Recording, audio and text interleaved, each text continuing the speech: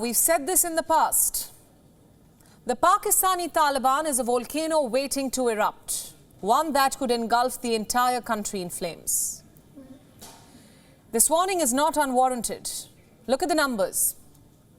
In 2022, Pakistan witnessed a 51% rise in terror attacks. There were at least 250 attacks this year, which killed more than 433 people and injured at least 719. So who was behind these attacks? Well, a majority of them were carried out by the TTP, the TTP Taliban Pakistan, aka the Pakistani Taliban. No matter what you call it, it remains a menace at best. Not just for the Pakistan government, but also for the country's army and its provincial police forces. Just look at what it did on Wednesday. TTP terrorists killed 6 Pakistani policemen. The attack unfolded in Khyber Pakhtunkhwa, and officials say that the policemen were on a routine patrolling exercise when they were ambushed by armed men. This attack is one of the deadliest in recent months and the 4th such on law enforcement officials. There have been similar attacks throughout this year. On the 6th of February 2022, TTP terrorists killed 5 Pakistani soldiers. They're said to have fired on them from across the Durand line. Then, on February 22nd, TTP claimed responsibility for a grenade attack on a police post in Peshawar. At least 4 policemen were killed in that attack. On the 23rd of March, TTP terrorists carried out an attack in North Waziristan. It claimed the lives of 4 Pakistani soldiers. All these incidents point towards a routine. Every few months, the TTP unleashes a new attack on Pakistani forces. But the question is, how are they able to do this? How else? But with impunity and support from the Afghan Taliban. You see, these attacks have risen in number only after August 2021. That is when the Taliban took control of Kabul. Before that, the TTP had become a dormant organization. It was restricted to its hideouts in the hills. But ever since the Taliban's return, this terror outfit seems to have found a new lease of life. The attacks on Pakistan's security forces are proof. Alhamdulillah. And that's not even the worst part. What's even worse is the fact that even the Afghan Taliban is clashing with Pakistani forces.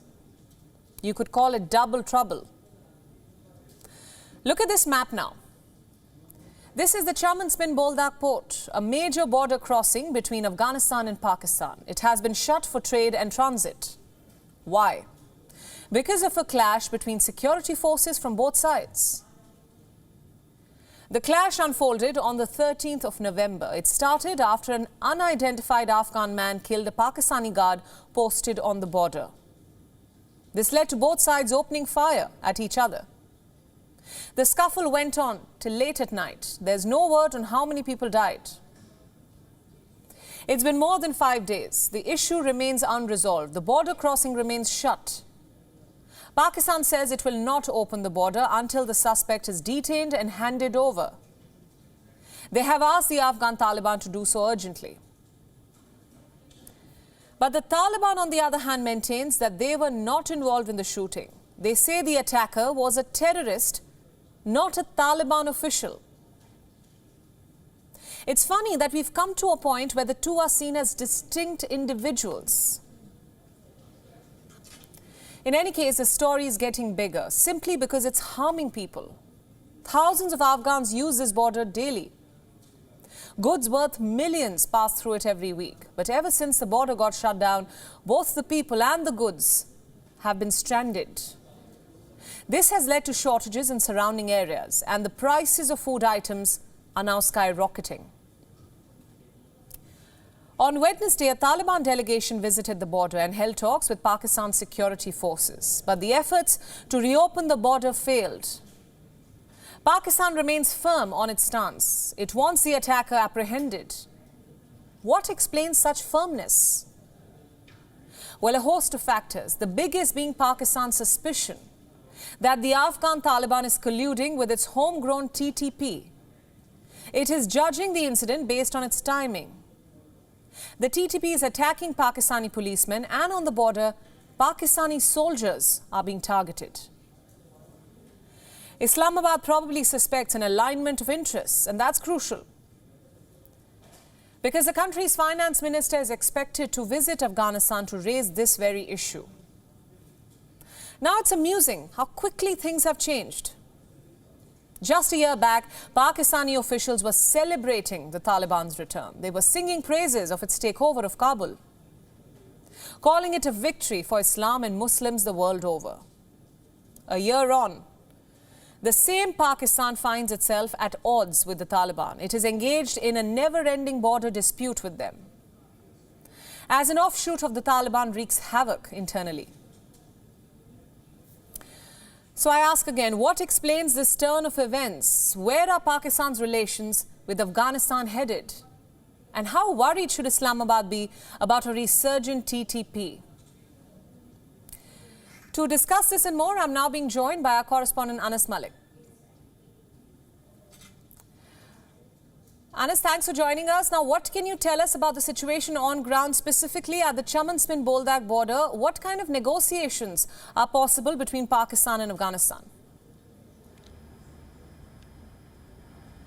Well, Priyanka, at this point of time, today is day 5 of the Babe-Dosti border, the Chaman-Spin-Boldak border being closed. The Pakistani side is firm. They say that the killer, who has been identified in the CCTV footages, should be apprehended. Either he should be handed over, or he should be, the law should take its course. The Taliban have been assuring, and they have said that they will be taking action. But at this point of time, senior Pakistani officials tell me that they are waiting for the outcome of the investigation. What we know so far is that there was a man, seemingly what the Taliban say he was an unknown individual. That is strange, because if he was actually an unknown individual, how did he manage to take a weapon all the way up till the border crossing? That's question number one. That is unanswered. He shot an FC personnel on the Pakistani side of the border. And then in the CCTV footages that have come out, it is clearly seen that another Taliban person, or seemingly Taliban, as what is being said, they tried to shoot at the CCTV as well in order to destroy the evidence. That is why the Pakistani authorities are very certain and are very keen that until the outcome of the investigation comes out, a definitive outcome of the investigation is there, then only they can probably or possibly move in some direction of regarding the reopening of the border. As I said, today is day 5, and the Babe-Dosti border, the Chaman border between Pakistan and Afghanistan, it remains closed. It controls 60% of the trade between Pakistan and Afghanistan, and the Afghan transit trade, ATT as we say. So it's quite dire and desperate times. We've seen the Taliban coming out trying to distance themselves, saying that he was an unknown assailant. But as I said, if he was indeed an unknown assailant, then the bigger question is, how did he manage to get a weapon all the way up to the border terminal? That's a question that remains unanswered. Priyanka. Right, Anas, thanks for all those details, and thanks for joining us on Gravitas tonight. WION World is now available in your country. Download the app now and get all the news updates on the move.